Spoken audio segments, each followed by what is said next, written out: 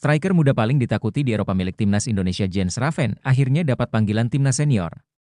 Shin Tae-yong akhirnya panggil wonderkid yang merupakan mesin gol timnas Indonesia.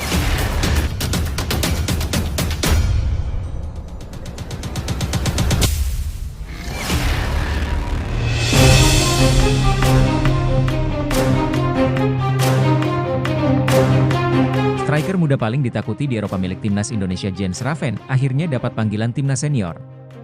Shin Tae-yong akhirnya panggil wonderkid yang merupakan mesin gol timnas Indonesia U20. Sebelumnya diberitakan, Jens Raven berpeluang dipanggil ke timnas Indonesia senior setelah tampil untuk tim U20 dalam kualifikasi Piala Asia U20 2025 yang akan digelar akhir bulan ini. Timnas Indonesia memulai perjalanannya di putaran ketiga kualifikasi Piala Dunia 2026 zona Asia pada September ini. Namun, Mimin minta tolong tonton video ini sampai selesai, agar tidak ada kesalahpahaman yang terjadi. Dan tak bosan-bosan juga, tolong like dan share video ini ke media sosial kalian agar semua orang tahu apa yang sedang terjadi. Skuad Garuda berhasil menahan imbang Arab Saudi dan Australia, hanya kebobolan 1 gol dalam 2 pertandingan tersebut. Tim asuhan Shin Tae-yong bermain imbang 1-1 melawan Arab Saudi di Jeddah. Selanjutnya, pada Selasa pekan lalu, Timnas Indonesia menahan Australia dengan skor 0-0 di Stadion Utama Gelora Bung Karno, Jakarta. Pertahanan Timnas Indonesia terlihat solid dalam 2 laga itu, terutama berkat penampilan kiper Martin Paes. Martin Paes, yang tampil mengesankan bersama FC Dallas, menjadi kunci dalam pertahanan Indonesia. Bahkan, pada pertandingan melawan Arab Saudi, kiper berusia 26 tahun tersebut berhasil menggagalkan penalti dari Salem Al-Dawsari. Timnas Indonesia dijadwalkan menghadapi Bahrain dan Cina pada 10 dan 15 Oktober 2024 mendatang. Pada laga tersebut, Mads Hilgers dan Eliano Reijnders diharapkan sudah bergabung dengan tim. Hilgers, seorang bek tengah dari FC Twente, diperkirakan akan memperkuat lini belakang Indonesia. Sedangkan Reijnders, yang bermain sebagai bek kanan untuk PSC Zwolle, juga bisa diandalkan di posisi sayap kiri. Namun, kekurangan terbesar skuad Shin Tae-yong saat ini adalah posisi striker. Dalam beberapa waktu terakhir, nama Ola Romeni dan Mauro Zijlstra dirumorkan sebagai calon pemain naturalisasi untuk mengisi posisi striker. Meski demikian, PSSI belum mengonfirmasi hal tersebut. Arya Sinulinga, anggota Exco PSSI, menyebut bahwa menaturalisasi Ola Romeni bukan hal yang mudah. Pula itu agak berat, dikatanya dalam video YouTube beberapa waktu yang lalu. Meski begitu, ada striker keturunan lain yang bisa dipertimbangkan oleh Shin Tae-yong, yaitu Jens Raven. Striker berusia 18 tahun ini saat ini bermain untuk FC Dordrecht U21 di Belanda dan memperkuat timnas Indonesia U20. Raven baru saja membantu timnas Indonesia U19 menjadi juara Piala AFF U19 2024 dengan mencetak 4 gol. Pada akhir September, dia akan kembali memperkuat timnas U20 dalam kualifikasi Piala Asia U20 2025. Nah, sebelum lanjut mendengar berita ini, buat para netizen, keluarkan satu kalimat pamungkas untuk menanggapi kabar ini. Menurut kalian, apakah Jens Raven sudah pantas untuk mengisi posisi striker di timnas Indonesia senior? Mengingat, Rafael Struijk yang selama ini jadi tumpuan tidak bisa berbuat banyak. Udah bertahun-tahun main di timnas, Rafael Struijk justru mandul. Tidak mencetak sebiji gol pun. Jadi tidak ada salahnya Shin Tae-yong mengandalkan Jens Raven dan mengganti Rafael Struijk. Atau justru, Jens Raven masih sangat mentah untuk di level senior. Mengingat lawan yang kita hadapi di ronde 3 bukan kaleng-kaleng. Kita membutuhkan striker yang benar-benar sudah teruji. Ayo teman-teman, berikan tanggapan kalian di kolom komentar. Bravo Timnas, Bravo STY, Bravo PSSI. Ayo Garuda, buktikan bahwa level kita sudah dunia. Buktikan bahwa kita adalah raksasa Asia. Tiket Piala Dunia harga mati. Di sisi lain, jangan lupa juga satu kalimat khusus untuk Shin Tae-yong yang sedang berusaha keras memajukan sepak bola Indonesia. Silahkan tulis di kolom komentar. Ayo terbang tinggi Garuda. Mari kita lanjut teman-teman. Raven termasuk dalam skuad yang terdiri dari 30 pemain yang dipilih untuk membela timnas Indonesia U20. Garuda Nusantara akan melawan Maladewa pada 25 September 2024, Timor Leste pada 27 September 2024, dan Yaman pada 29 September 2024. Indonesia menjadi tuan rumah grup F kualifikasi Piala Asia U20 2025, Dengan semua pertandingan dihelat di Stadion Gelora Bung Karno, Jakarta, hanya berselang sepekan setelah kualifikasi ini, Timnas Indonesia Senior akan berkumpul untuk FIFA Matchday Oktober 2024. Dengan Jens Raven yang masih berada di Indonesia dan kebutuhan Shin Tae-yong akan striker, Raven berpotensi dipanggil untuk memperkuat Timnas Indonesia Senior. Lebih lanjut, situasi ini menunjukkan perkembangan positif bagi Timnas Indonesia di berbagai level. Ada beberapa aspek menarik yang perlu diperhatikan. Pertahanan Timnas Indonesia telah menunjukkan kemajuan signifikan, terutama dengan hasil imbang melawan tim kuat seperti Arab Saudi dan Australia.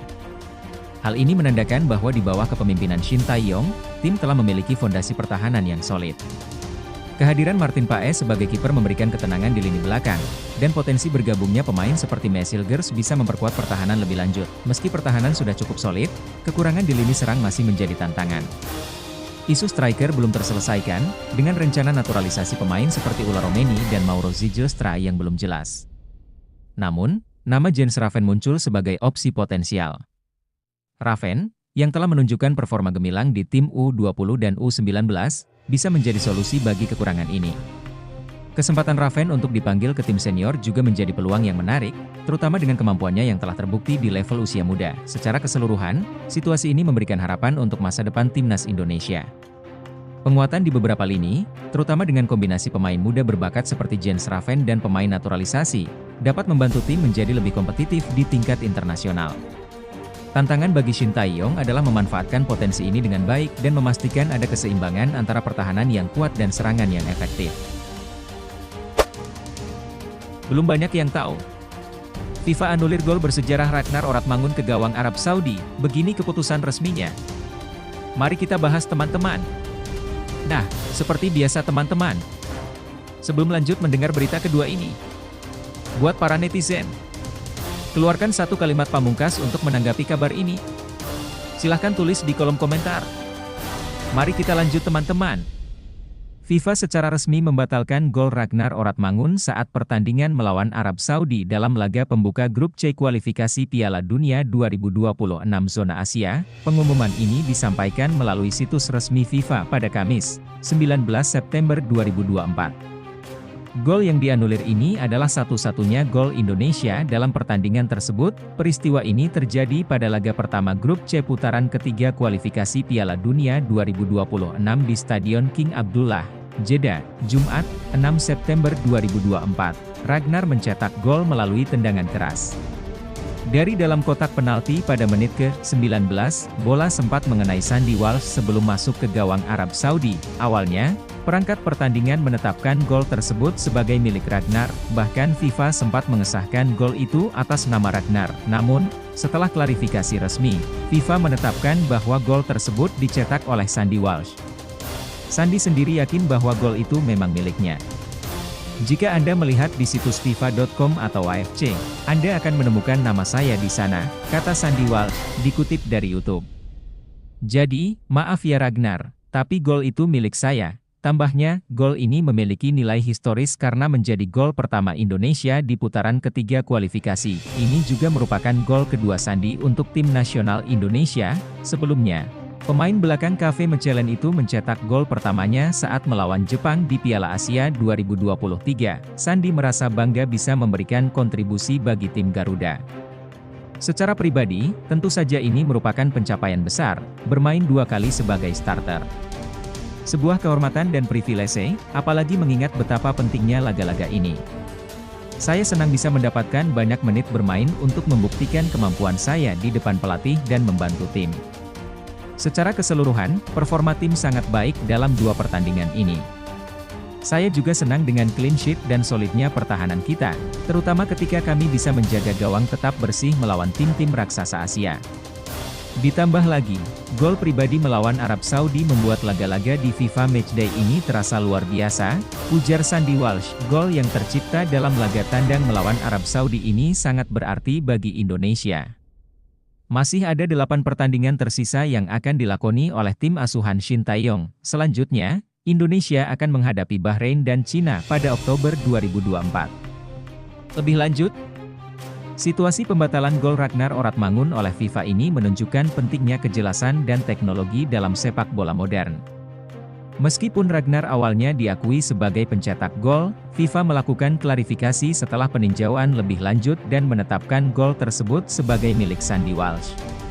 Keputusan ini mencerminkan bagaimana setiap detail dalam pertandingan kini bisa dievaluasi ulang, baik melalui perangkat pertandingan maupun teknologi seperti VAR. Dari sisi psikologis pemain, situasi ini mungkin mengecewakan bagi Ragnar, yang sebelumnya mendapat pengakuan atas gol tersebut. Namun, di lain pihak, ini juga menunjukkan kedewasaan dari Sandy Walsh, yang tidak hanya menerima tanggung jawab atas gol tersebut, tetapi juga menunjukkan sportivitas dengan tetap memberikan penghargaan pada kontribusi tim secara keseluruhan. Dampak bagi tim nasional Indonesia sendiri cukup signifikan, mengingat gol ini adalah gol pertama yang mereka cetak di putaran ketiga kualifikasi. Fakta bahwa gol ini terjadi di laga tandang melawan tim kuat seperti Arab Saudi juga menambah nilai emosional dan pentingnya momen tersebut. Hal ini bisa menjadi motivasi besar bagi skuad Indonesia, terutama dengan masih banyaknya pertandingan yang harus dilalui di kualifikasi. Di sisi lain, pembatalan gol ini menekankan betapa ketatnya standar di kompetisi internasional. Kesalahan kecil dalam penilaian atau pengakuan gol bisa berdampak besar pada perjalanan tim. Untuk Indonesia, menjaga fokus dan performa di sisa pertandingan akan sangat penting, terutama menghadapi tim-tim kuat lainnya seperti Bahrain dan Cina di laga berikutnya. Tetap semangat dan fokus adalah kunci dalam situasi seperti ini. Meskipun gol Ragnar dibatalkan, ingatlah bahwa sepak bola adalah permainan tim, dan setiap kontribusi, baik itu dari Ragnar, Sandy, atau pemain lainnya, berperan besar dalam keberhasilan tim. Setiap tantangan adalah kesempatan untuk belajar dan berkembang, dan pembatalan ini justru bisa menjadi pemacu semangat untuk tampil lebih baik lagi di pertandingan berikutnya. Jangan biarkan satu keputusan menghalangi tekad dan usaha keras yang sudah kalian bangun. Kalian sudah menunjukkan bahwa Indonesia bisa bersaing di panggung besar, bahkan melawan tim-tim kuat. Lihat ini sebagai langkah kecil menuju tujuan yang lebih besar. Ingat, perjalanan masih panjang, dan setiap pertandingan adalah peluang untuk membuktikan bahwa tim Garuda punya mental juara. Fokuslah pada tujuan jangka panjang, dan jadikan momen ini sebagai motivasi untuk berjuang lebih keras lagi di laga-laga selanjutnya.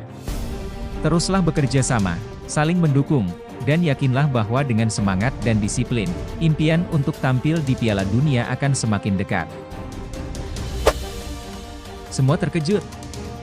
Graham Arnold tegaskan hasil lawan timnas Indonesia yang bikin dirinya mundur dari timnas Australia.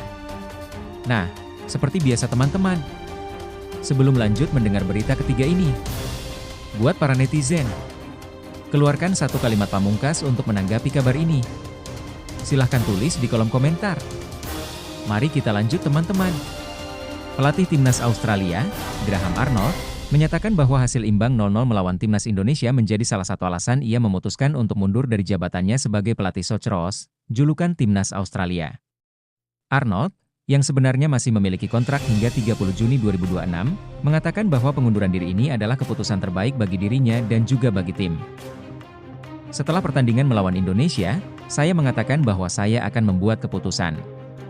Setelah melakukan refleksi mendalam, hati saya merasa inilah saat yang tepat untuk perubahan, baik untuk saya pribadi maupun untuk timnas Australia, ujar Graham Arnold, seperti dikutip dari situs resmi Socceroos, Jumat, 20 September 2024. Keputusan tersebut diambil setelah serangkaian hasil buruk yang dialami oleh timnas Australia, khususnya di dua pertandingan awal grup C babak ketiga kualifikasi Piala Dunia 2026 zona Asia.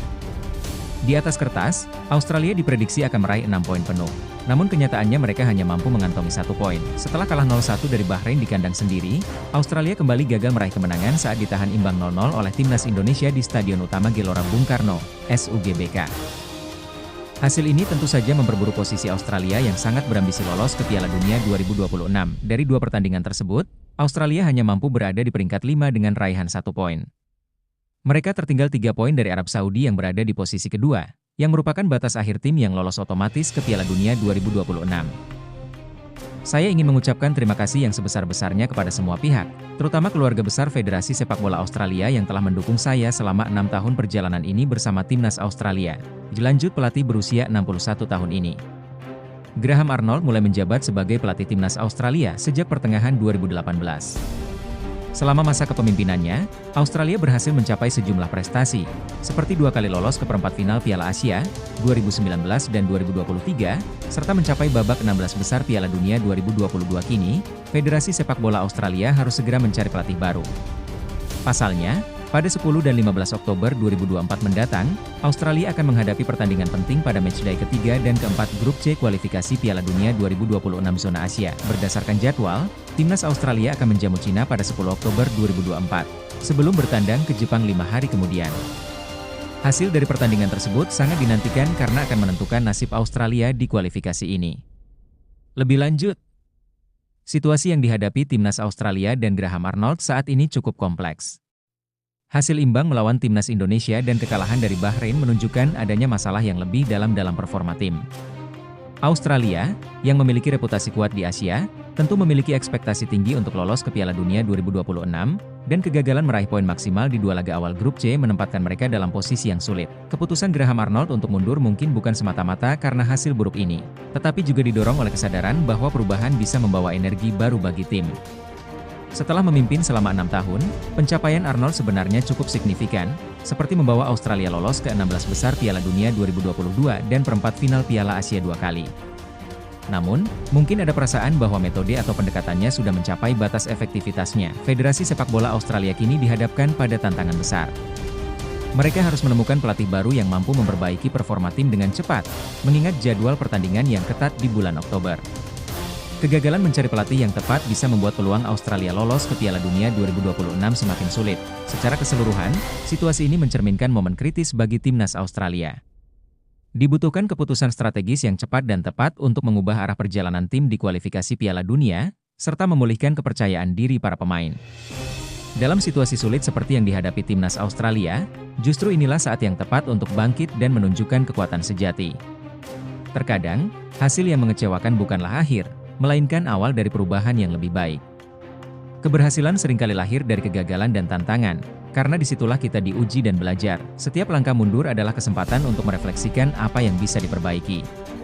Ingatlah, kesuksesan tidak selalu diukur dari seberapa jarang kita jatuh, tapi seberapa kuat kita bangkit kembali.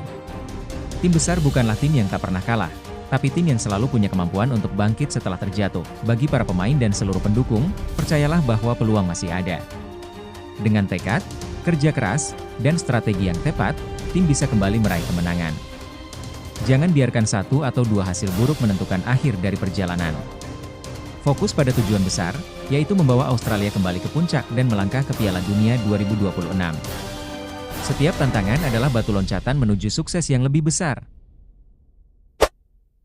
Sandy Walsh sanjung Shin Tae-yong. Berkat sang pelatih kini timnas Indonesia sulit dibantai lawan. Mari kita bahas teman-teman. Nah, seperti biasa teman-teman, sebelum lanjut mendengar berita keempat ini, buat para netizen, keluarkan satu kalimat pamungkas untuk menanggapi kabar ini. Silahkan tulis di kolom komentar. Mari kita lanjut teman-teman. Sandy Walsh memuji kemampuan Shin Tae-yong sebagai pelatih timnas Indonesia. Menurutnya, sejak Shin menangani skuad Garuda, tim ini sulit untuk dikalahkan atau dipermalukan oleh lawan-lawannya. Saat ini, timnas Indonesia menunjukkan peningkatan signifikan. Hal ini terlihat dari hasil 2 pertandingan terakhir melawan timnas Arab Saudi dan timnas Australia di Grup C babak ketiga kualifikasi Piala Dunia 2026 zona Asia. Timnas Indonesia berhasil meraih 2 poin penting dengan menahan imbang 2 raksasa sepak bola Asia tersebut. Walsh mengakui bahwa keberhasilan ini tak lepas dari kerja keras yang telah ditanamkan oleh Shin Tae-yong selama beberapa tahun terakhir. Shin Tae-yong membuat kami bekerja keras dengan gaya taktiknya. Banyak analisa video dan dia sangat tegas serta jujur. Dia tidak pernah berbicara di belakang, selalu langsung mengatakan apa yang ia pikirkan, ujar Walsh dalam sebuah wawancara di kanal YouTube Milsport, dikutip pada Jumat, 20 September 2024. Semua pemain paham apa yang diinginkan oleh Shin. Selama kami mengikuti instruksi dan taktiknya, tidak banyak tim yang bisa mengalahkan kami dengan skor telak 4 atau 5-0 lagi.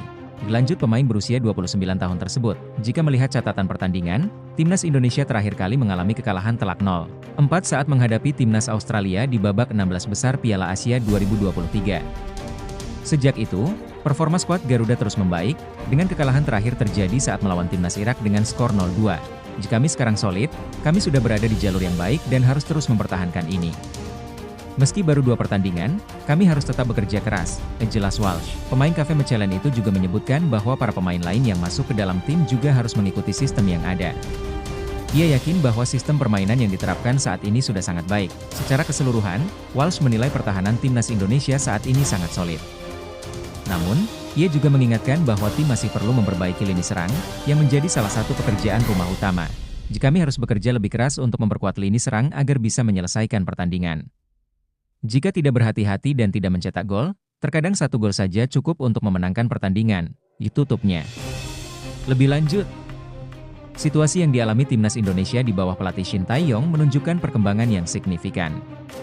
Kemampuan tim menahan imbang Arab Saudi dan Australia dalam babak kualifikasi Piala Dunia 2026 adalah bukti nyata peningkatan kualitas permainan. Perubahan mentalitas dan kedisiplinan yang dibawa oleh Shin Tae-yong tampaknya telah berbuah manis. Pujian dari Sandy Walsh terhadap ketegasan dan gaya kepemimpinan Shin menunjukkan bahwa pelatih ini memiliki pendekatan yang sangat profesional, yang berdampak langsung pada performa tim. Soliditas lini pertahanan yang diakui Walsh juga menjadi kunci keberhasilan timnas Indonesia dalam beberapa pertandingan terakhir. Ini menandakan bahwa strategi yang diterapkan berjalan dengan baik, membuat tim sulit ditembus lawan. Namun, masih ada pekerjaan rumah yang perlu diperbaiki, terutama di sektor penyerangan.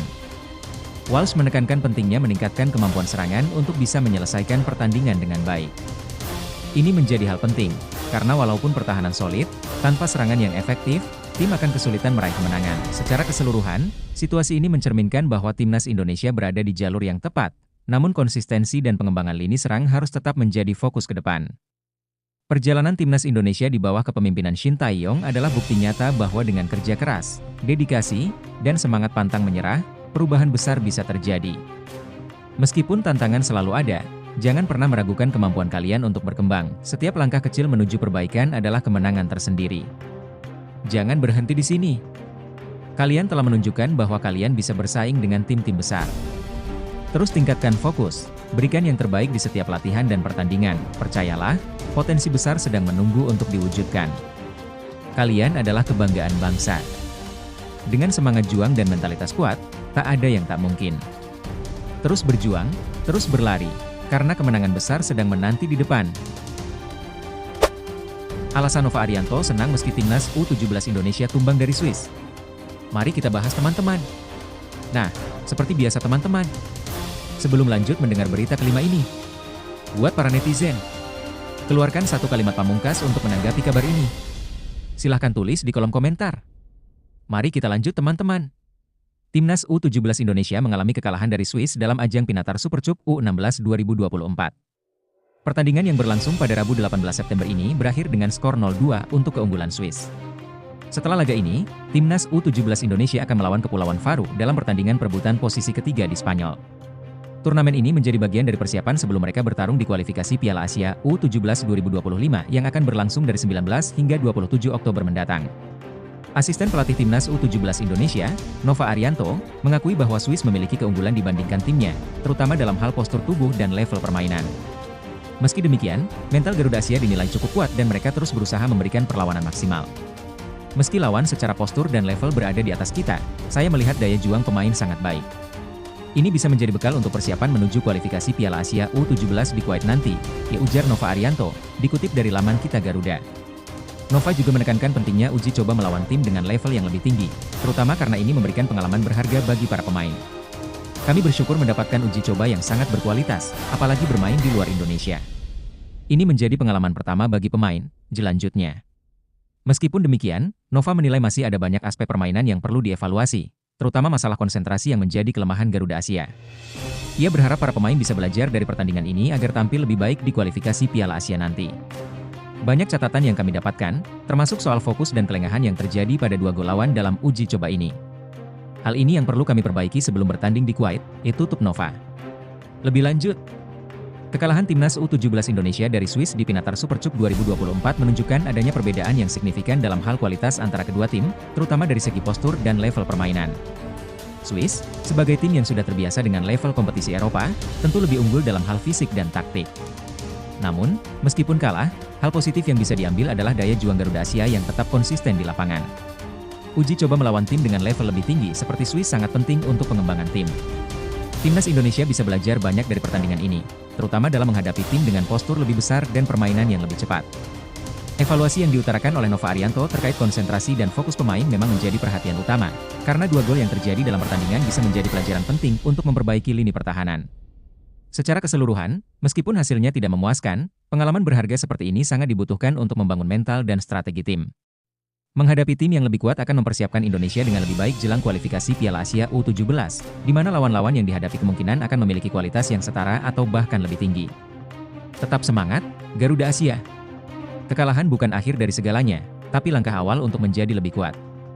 Pertandingan melawan tim seperti Swiss adalah ujian berharga yang akan membantu kalian belajar dan berkembang. Setiap kekurangan yang terlihat saat ini adalah peluang untuk memperbaiki diri, sementara setiap perlawanan yang diberikan menunjukkan bahwa kalian memiliki daya juang yang luar biasa. Jangan pernah menyerah hanya karena satu hasil pertandingan. Kemenangan besar seringkali lahir dari kerja keras dan proses panjang. Fokus pada evaluasi, perbaiki kelemahan, dan terus asah kekuatan. Ingat, setiap kekalahan membawa pelajaran, dan setiap pelajaran membawa kita lebih dekat kepada kesuksesan. Tetap berikan yang terbaik, karena perjalanan menuju kualifikasi Piala Asia U17 masih panjang, dan kesempatan besar ada di depan kalian. Terus berjuang untuk Indonesia. Kalian adalah masa depan sepak bola Indonesia, Garuda Asia. Jangan biarkan satu kekalahan menghalangi mimpi besar kalian. Setiap pemain hebat pernah merasakan jatuh dan bangun, tapi yang membedakan adalah bagaimana mereka bangkit lebih kuat. Kalian sudah berada di jalur yang benar dengan kerja keras, semangat, dan tekad yang luar biasa. Ingat, setiap langkah kecil yang kalian ambil hari ini akan membentuk fondasi masa depan yang gemilang. Latihan keras, disiplin, dan kepercayaan diri adalah kunci menuju keberhasilan. Jangan pernah meremehkan potensi diri kalian, karena kalian memiliki kemampuan untuk bersinar di panggung besar. Kedepan, kalian akan menghadapi tantangan yang lebih berat, tapi dengan persiapan yang matang dan mental baja, kalian akan siap menaklukkan semuanya. Teruslah bermain dengan hati, karena ketika kalian bermain dengan cinta untuk sepak bola dan untuk bangsa, hasil yang luar biasa pasti akan datang. Terus melangkah, terus berjuang, dan buktikan bahwa kalian bisa menjadi yang terbaik. Indonesia bangga pada kalian. Sudah tak sabar, Eliano Reijnders targetkan bisa debut bersama Timnas Indonesia pada Oktober 2024. Mari kita bahas teman-teman. Nah, seperti biasa teman-teman, sebelum lanjut mendengar berita ke-6 ini, buat para netizen, keluarkan satu kalimat pamungkas untuk menanggapi kabar ini. Silahkan tulis di kolom komentar. Mari kita lanjut teman-teman. Bek PEC Zwolle, Eliano Reijnders, mengungkapkan antusiasmenya untuk segera membela Timnas Indonesia. Proses naturalisasi Reijnders saat ini hampir selesai, dengan dukungan dari Komisi 3 dan ex-DPR RI yang telah menyetujui langkah tersebut. Tahap berikutnya adalah persetujuan dari rapat paripurna DPR RI. Jika semua berjalan lancar, Eliano akan mengucapkan sumpah kewarganegaraan di Kedutaan Besar Republik Indonesia, KBRI, di Belanda. Setelah itu, PSSI akan mengurus perpindahan federasi agar Reijnders bisa bermain untuk Timnas Indonesia. Pemain berusia 23 tahun ini sudah tak sabar menanti kesempatan tersebut. Seperti yang aku bilang beberapa minggu lalu, ini selalu ada di benakku. Sekitar 2 hingga 3 minggu yang lalu, aku mulai benar-benar berpikir bahwa ini bisa menjadi sesuatu yang luar biasa, baik bagi diriku maupun bagi Indonesia, ya ungkap Eliano seperti dikutip dari YouTube Yusa Nugraha melalui bolasport.com. Bisa membela negara indah yang menjadi asal opa dan mama saya adalah kehormatan besar. Indonesia adalah negara yang sangat mencintai sepak bola, jadi aku berpikir, mengapa tidak membela Timnas Indonesia? Selanjutnya, ia menegaskan keputusannya untuk memperkuat Indonesia karena ikatan emosionalnya dengan tanah air ibunya. Eliano berharap proses naturalisasinya bisa rampung sebelum bulan Oktober, ketika Timnas Indonesia akan berlaga melawan Bahrain dan Cina dalam kualifikasi Piala Dunia 2026. Kita sudah di jalur yang benar. Ada beberapa langkah lagi yang perlu dilakukan, dan nantinya aku harus mengucapkan sumpah. Aku berharap semuanya selesai pada bulan Oktober, tapi jika tidak, mungkin November, tambahnya. Sungguh, aku sudah tidak sabar untuk segera bergabung, tutup Eliano. Lebih lanjut, proses naturalisasi Eliano Reijnders untuk memperkuat Timnas Indonesia adalah langkah strategis yang positif, terutama mengingat talentanya sebagai pemain muda dengan pengalaman di Eropa. Ini bukan hanya soal menambah kekuatan tim, tetapi juga memperkuat ikatan emosional dengan diaspora Indonesia di luar negeri. Antusiasme Reijnders menunjukkan bahwa keputusannya bukan hanya soal karir, melainkan juga tentang kebanggaan membela negara leluhurnya. Dengan perkembangan sepak bola Indonesia yang semakin kompetitif, kehadiran pemain seperti Eliano bisa menjadi dorongan moral dan teknis yang besar bagi tim nasional. Jika prosesnya berjalan lancar dan ia bisa bergabung tepat waktu, ini bisa menjadi tambahan penting menjelang kualifikasi Piala Dunia 2026. Jika kamu punya mimpi besar, jangan pernah ragu untuk mengejarnya. Seperti Eliano Reijnders yang tak sabar ingin membela Timnas Indonesia, setiap langkah kecil menuju impianmu adalah bagian dari perjalanan besar. Mungkin ada tantangan di sepanjang jalan, tetapi dengan tekad yang kuat, setiap rintangan bisa dilalui. Ingat, mimpi bukan hanya tentang hasil akhir, tetapi tentang usaha dan keyakinanmu dalam mencapainya. Terus berjuang, jangan takut gagal, dan percayalah pada dirimu sendiri. Pada akhirnya, semua kerja kerasmu akan terbayar dan kamu akan berdiri bangga, seperti Eliano yang ingin membela tanah airnya. Hidup adalah tentang mengambil kesempatan dan tidak menyerah, apapun yang terjadi. Ketika jalan tampak sulit dan tujuanmu terasa jauh, ingat bahwa setiap langkah yang kamu ambil mendekatkanmu pada impianmu. Seperti Eliano yang terus berusaha untuk bisa membela timnas Indonesia, kamu pun bisa mencapai apa yang kamu inginkan selama kamu terus berjuang. Setiap tantangan adalah kesempatan untuk tumbuh lebih kuat. Jangan biarkan keraguan menghalangimu, karena hanya mereka yang berani mengambil risiko yang akan melihat hasilnya. Jadilah orang yang tidak takut pada kegagalan, karena kegagalan hanyalah batu loncatan menuju kesuksesan. Tetap fokus, jaga semangatmu, dan ingat bahwa perjalanan panjang dimulai dari satu langkah kecil. Terus maju, dan jadilah versi terbaik dari dirimu. Ingat, keberhasilan tidak datang dengan sendirinya, ia datang kepada mereka yang gigih, yang tidak menyerah meski menghadapi kesulitan. Setiap rintangan yang kamu temui adalah pelajaran yang membuatmu lebih kuat dan lebih bijaksana. Jangan pernah meremehkan kekuatan keyakinan dan kerja kerasmu. Ketika kamu merasa lelah atau ingin menyerah, ingatkan dirimu mengapa kamu memulai. Setiap mimpi besar layak diperjuangkan, dan meskipun jalan mungkin panjang, hasil akhirnya akan jauh lebih manis. Kamu memiliki potensi yang luar biasa, teruslah bergerak maju, jangan berhenti karena kesulitan hanyalah sementara. Kemenangan adalah milik mereka yang tak kenal menyerah. Terus berjuang, percayalah pada dirimu, dan lihatlah betapa jauh kamu bisa melangkah.